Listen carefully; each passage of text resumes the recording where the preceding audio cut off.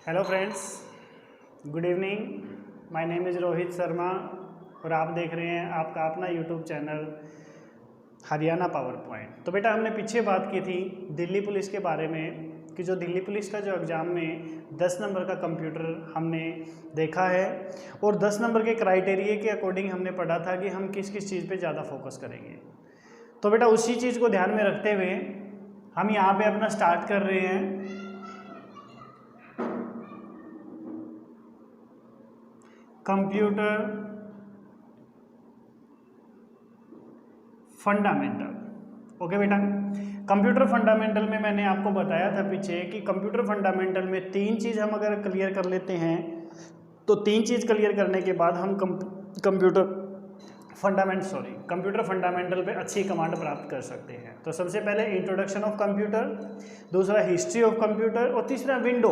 अगर हम तीनों चीज़ों को अच्छे से क्लियर कर लेंगे तो यहाँ पे हम फंडामेंटल को अच्छे से क्लियर कर सकते हैं। तो आपको सारी की सारी वीडियो इस चैनल के माध्यम से प्रोवाइड करवाई जाएंगी।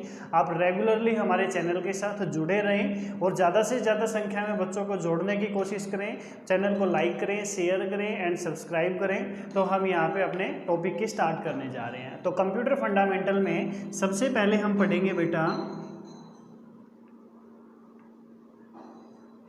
इंट्रोडक्शन ऑफ कंप्यूटर, कि कंप्यूटर का इंट्रोडक्शन हम पढ़ेंगे।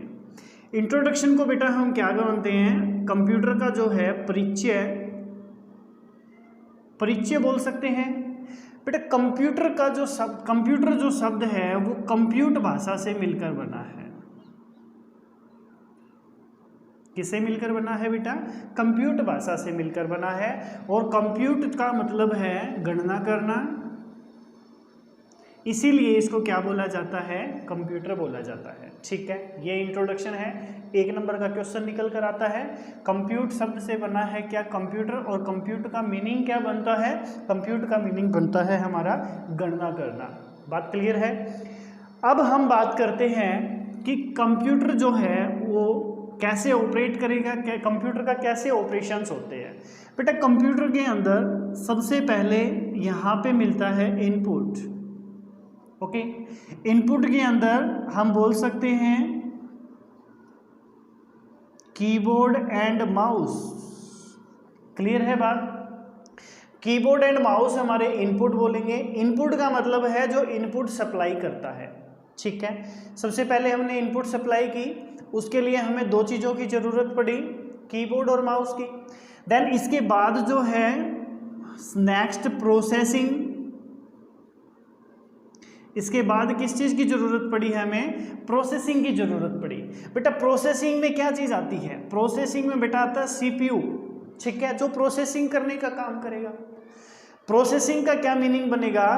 भी प्रोसेसिंग का काम क्या है? जो इनपुट को आउटपुट में चेंज करने का काम करता है। ध्यान से सुनना प्यारे बच्चों, इनपुट को आउटपुट में जो चेंज करने का काम करता है दैट इज प्रोसेसिंग। अब इसके बाद प्रोसेसिंग के बाद हमारा क्या बनता है? इसके बाद बनता है बेटा आउटपुट, जो हम रिजल्ट को देखते हैं। इनपुट देने के बाद जो आउटपुट में चेंज होकर आएगा उसका रिजल्ट देखने के लिए हमें किस चीज़ की जरूरत पड़ेगी? आउटपुट। दैट इज आउटपुट में क्या क्या चीज़ देख सकते हैं? स्पीकर के माध्यम से हम आउटपुट को देख सकते हैं। मॉनिटर, तो मॉनिटर के माध्यम से हम आउटपुट को देख सकते हैं। मॉनिटर के बाद हम यहाँ पे देखते हैं तो प्रिंटर। तो पहले हम इतना ही पढ़ेंगे जो आउटपुट हम देख सकते हैं, उसके बाद आपके लिए स्पेशल टॉपिक लेकर आएंगे इनपुट एंड आउटपुट का, तो उसमें हम डीपली पढ़ेंगे। तो अब इसमें से क्वेश्चन हमारा कैसे निकला कि ये तीनों की तीनों चीजें कौन सी डिवाइस है? ये आउटपुट है। क्वेश्चन बार बार आते हैं, बहुत बार पूछे जाते हैं। स्पीकर कौन सा डिवाइस है? आउटपुट डिवाइस है। मॉनिटर कौन सा डिवाइस है? आउटपुट डिवाइस है। यानी प्रिंटर कौन सा डिवाइस है? जो आउटपुट डिवाइस है। यानी कि जो हमें हार्डली जो चीज़ हमें प्रोवाइड करवाएगा उसे हम एक आउटपुट का माध्यम कहेंगे। क्लियर है बात? ऐसे ही हमारी इनपुट है, तो इनपुट के अंदर भी क्या चीज़ आती है? कीबोर्ड एंड माउस आएगा। तो कीबोर्ड और माउस जो है इनपुट करने का काम करेगा। बात क्लियर है? तो यहाँ पे आप इसको एक बार नोट कर लें, स्क्रीनशॉट ले लें या कॉपी में एक बार नोट कर लें अच्छे से। साथ साथ नोट्स बनाएंगे तो आपको बेनिफिशियरी रहेंगे कि इन द फ्यूचर जो भी एग्जाम आएगा वहाँ पे हम इस नोट्स को हम आसानी से पढ़ सकते हैं, क्योंकि हर कंपटीशन एग्जाम के अंदर चाहे HSSC हो चाहे SSC हो, अब 10 नंबर का हमारा कंप्यूटर कंपल्सन कर दिया गया है।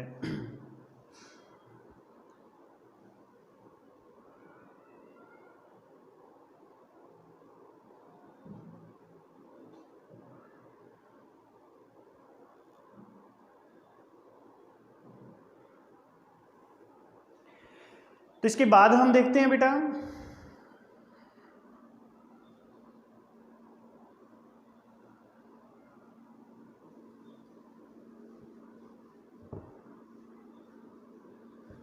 नेक्स्ट करेंगे। अब हम बात करते हैं स्पेशली CPU के बारे में कि भी CPU के अंदर हम क्या क्या इंपॉर्टेंट पढ़ें ताकि CPU को हम आसानी से कवर कर सकते हैं। तो यहाँ पे चलते हैं बेटा, CPU के बारे में पढ़ेंगे हम। सबसे पहले तो हमें CPU की फुल फॉर्म का पता होना चाहिए। तो CPU की फुल फॉर्म की अगर हम यहाँ पे बात करते हैं तो सेंट्रल प्रोसेसिंग यूनिट। ओके, सबसे पहले full form very most important है पेपर के अकॉर्डिंग। अगर हम बात करें तो सबसे पहले फुल फॉर्म CPU की बताएं हम, तो CPU की फुल फॉर्म क्या रहेगी? Central processing unit. अब बेटा CPU काम कैसे करता है? तो CPU दो प्रकार से काम करता है। एक हमारा करेगा ALU के माध्यम से प्लस में CU के माध्यम से। नोट साथ साथ करते रहें, बेटर है। तो ALU प्लस CU यानी ALU और प्लस CU दोनों को अगर हम जोड़ देते हैं तो क्या बन जाएगा? CPU हमारा बन जाएगा। तो बात क्लियर है? तो दोनों को हम जोड़ेंगे तो क्या बनेगा? CPU हमारा तैयार हो जाएगा। तो very most important role play करेगा ALU। तो ALU की फुल फॉर्म बताएं, तो full form very most important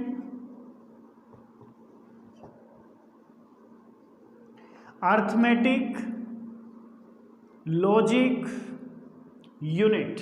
तो अर्थमेटिक लॉजिक यूनिट जो है वो ALU कहलाएगा। बेटा अर्थमेटिक कौन सा फंक्शन होता है, लॉजिकल कौन सा फंक्शन होता है, हमें पता होना चाहिए। एक तो ये full form very most important. अब अर्थमेटिक फंक्शंस में कंप्यूटर कौन से सिंबल एक्सेप्ट करेगा? Plus, minus, multiply symbol and divide बोल सकते हैं। तो यहाँ पे हम डिवाइड का सिंबल बोल सकते हैं। ये जो चार सिंबल होते हैं ये हमारे कौन से कहलाएंगे बेटा? अर्थमेटिक फंक्शन कहलाएंगे। बात क्लियर है? लॉजिकल फंक्शन हमारे कौन से होते हैं? तो लॉजिकल को बड़े ध्यान से समझना, जब हम दो या दो से अधिक वैल्यू को कंपेयर करते हैं तो उसे हम क्या कहते हैं? लॉजिक फंक्शन कहते हैं। फॉर एग्जांपल राम श्याम से बड़ा है या श्याम राम से छोटा है, तो जब हम दो वैल्यू को कंपेयर करेंगे एक दूसरे के साथ तो उनकी तुलना में कोई इससे बड़ा मिलेगा, कोई छोटा मिलेगा, कोई बराबर मिलेगा, तो उसके लिए हम कौन सा यूज करेंगे? Logical function. लॉजिक का मतलब होता है इफ, और इफ को हिंदी में क्या बोलते हैं? यदि। यदि जहाँ पे आ जाता है वहाँ लॉजिकल फंक्शन काम करना शुरू कर देता है। ठीक है बेटा? अब इसके बाद हम यहाँ पे बात करें लॉजिकल फंक्शंस कौन से होंगे, तो लॉजिकल फंक्शन हमारे कौन से होंगे? एक तो ग्रेटर देन लॉजिक होगा। अब लिख देते हैं यहाँ पे, तो ग्रेटर देन, इसके बाद हमारे पास है लेस देन, इसके बाद है greater than equal to,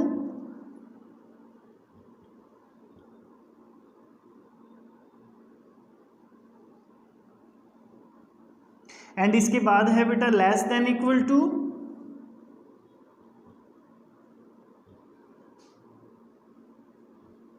and इसके बाद है बेटा इक्वल टू, एंड इसके बाद है बेटा यहाँ पे not equal to. Okay, and इसके बाद है बेटा यहाँ पे दो सिंबल काम करते हैं नॉट इक्वल टू के, एक ये वाला सिंबल काम करता है और एक ये वाला सिंबल काम करता है, तो इसके लिए भी हम बोल सकते हैं नॉट इक्वल टू। क्लियर है बात? अब ये हमारे पास लॉजिकल यूनिट है, ये हमारे पास अर्थमेटिक यूनिट है। अब इसके बाद CU क्या है? CU होता है बेटा कंट्रोल यूनिट। तो सीयू क्या कहलाएगा हमारा, कंट्रोल यूनिट कहलाएगा। जो कंप्यूटर को कंट्रोल करने का काम करता है उसे हम कंट्रोल यूनिट बोलते हैं। और कंट्रोल यूनिट का फॉर एग्जांपल हम अगर दें तो कंट्रोल यूनिट कौन सी होती है, ओएस। ओएस का मतलब ऑपरेटिंग सिस्टम, ठीक है, very most important full form. Operating system क्या है, जो कंप्यूटर को ऑपरेट करेगा, यानी जो कंप्यूटर को कंट्रोल करने का काम करेगा। तो आप स्क्रीनशॉट लें या कॉपी में इसको अच्छे से नोट कर लें। तो आपके लिए 1 मिनट का टाइम देता हूं आपको मैं।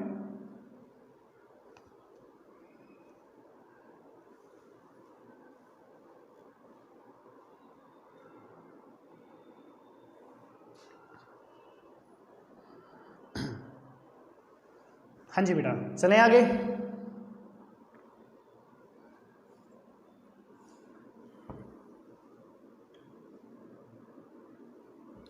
अब इसके बाद हम देखते हैं सीपीयू के अंदर एक और पॉइंट है हमारा जिसको बोलते हैं स्टोरेज यूनिट। क्या बोलते हैं, storage unit. Okay, storage unit यानी कि जब हम कंप्यूटर पे काम करते हैं तो डाटा होता है हमारा जिसको हम लंबे समय तक स्टोर करके रख सकते हैं। कंप्यूटर का यही सबसे बेनिफिशियरी पॉइंट है कि हम ज़्यादा से ज़्यादा डाटा स्टोर करके रखें और लंबे समय तक डाटा को स्टोर करके रखें। तो उन चीज़ों में हमें किस किस चीज़ की ज़रूरत पड़ती है बेटा, एक पड़ती है हमें रैम की, एक पड़ती है हमें रोम की, और एक होती है कैश मेमोरी। क्या होती है, कैश मेमोरी। तो तीनों के अलग अलग पार्टीशन हैं, अलग अलग काम हैं। तो ध्यान से देखना बेटा, कई बार फुल फॉर्म पूछ ली जाती है कि रैम की फुल फॉर्म बताएं। तो रैम की फुल फॉर्म अगर हम बताएंगे तो क्या बनेगी, रैंडम एक्सेस मेमोरी। तो क्या बनेगी बेटा, रैंडम एक्सेस मेमोरी। ये कंप्यूटर की टेम्परेरी मेमोरी होती है। जब हमारा कंप्यूटर इन द वर्किंग होता है और हमें ज़्यादा स्पीड से काम करना होता है तो वहाँ पे रैम की इंपॉर्टेंस होती है। बट अगर इन द प्रोसेस है हमारा कंप्यूटर और किसी टेक्निकल फॉल्ट के कारण कंप्यूटर हमारा बंद हो जाता है तो वहीं पे सारा का सारा डाटा इरेज हो जाएगा। तो इसीलिए इसको रैम को क्या बोलते हैं, is a temporary memory. Clear है बात। अब इसके बाद यहाँ पे पढ़ते हैं हम रोम। रोम इज परमानेंट मेमोरी, यानी इसको स्थायी मेमोरी के नाम से भी जाना जाता है। स्थायी मेमोरी का मतलब है कि जब हम सिस्टम के अंदर कोई भी डाटा लंबे समय तक सेव करके रखेंगे तो उसको हम क्या बोलेंगे, रोम बोलेंगे। तो रोम का दूसरा नाम इंटरनल मेमोरी भी बोलते हैं। तो रोम के लिए बोलते हैं रीड ओनली मेमोरी। तो इसके लिए क्या बोलते हैं बेटा, रीड ओनली मेमोरी, ठीक है। तो रोम इज रीड ओनली मेमोरी, जो कंप्यूटर की सबसे जिसके अंदर हम क्या कर सकते हैं, ज़्यादा से ज़्यादा डाटा स्टोर करके रख सकते हैं। इसके बाद कैश मेमोरी की हम बात करें, बहुत बार क्वेश्चन मैंने देखा है पिछले 2 सालों में जितने भी एग्जाम हुए हैं उसके अंदर जो कंप्यूटर से रिलेटेड जो क्वेश्चन आपसे पूछा गया है उसके अंदर कैश मेमोरी की काफ़ी सारी बातें की गई हैं। पीछे हरियाणा पुलिस का एग्जाम्स के अंदर कैश मेमोरी में पूछा गया था क्वेश्चन कि कंप्यूटर की सबसे छोटी इकाई कंप्यूटर की सबसे छोटी यूनिट और सबसे फास्ट ट्रैक पे काम करने वाली मेमोरी बताएं। सबसे छोटी मेमोरी और सबसे ज़्यादा फास्ट ट्रैक पे काम करने वाली memory is that cache memory. बात क्लियर है। अब इसी क्वेश्चन को देखो कुरुक्षेत्र यूनिवर्सिटी ने कैसे घुमा दिया। कुरुक्षेत्र ने कुछ नहीं किया, बस सिंपल पूछ लिया कि कैश मेमोरी किसे कहते हैं, ठीक है। तो कैश मेमोरी किसे कहेंगे, जो कंप्यूटर में सबसे छोटी और सबसे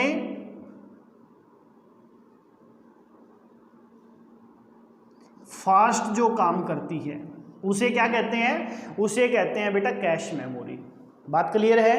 तो ये 3 पॉइंट हैं हमारे इसके अंदर स्टोरेज यूनिट में, रैम, रोम और कैश मेमोरी। तो इसको एक बार अच्छे से नोट करें।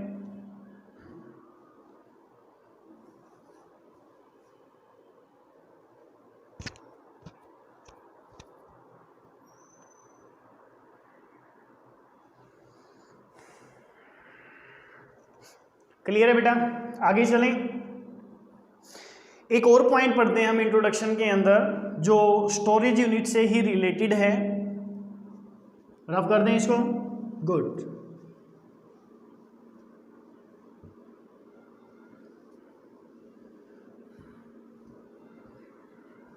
तो यहाँ पे बेटा देखो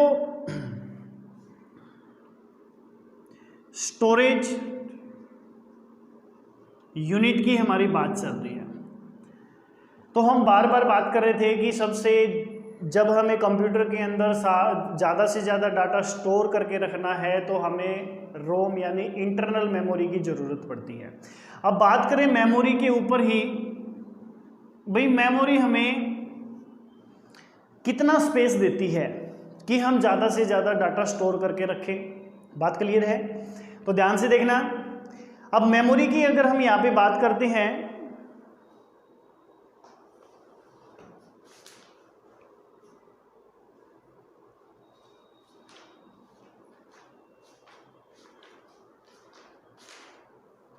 तो यहाँ पे बेटा देखो मेमोरी की बात कर रहे हैं हम, ठीक है।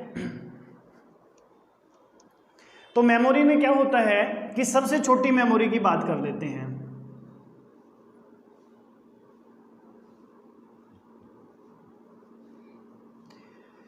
चार निबल, ध्यान से देखना बेटा, चार निबल जो होते हैं उससे क्या बनती है? चार निबल से बनती है हमारी 1 बिट। क्या बनती है? 1 बिट। चार निबल से 1 बिट मेमोरी बनती है। कंप्यूटर की सबसे छोटी मेमोरी क्या बोलते हैं बेटा? कंप्यूटर की सबसे छोटी मेमोरी कौन सी कहलाती है? बिट कहलाती है। Very most important question. Computer की सबसे छोटी मेमोरी क्या कहलाएगी? बिट कहलाएगी। और 8 बिट को अगर हम कंबाइंड कर दें तो क्या बन जाएगा? 1 बाइट बन जाएगा। ये स्टोरेज मेमोरी की सबसे छोटी इकाई लिख देते हैं दिस। कंप्यूटर की सबसे छोटी इकाई,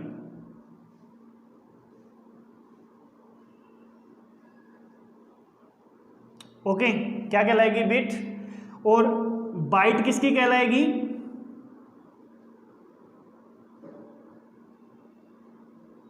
स्टोरेज यूनिट की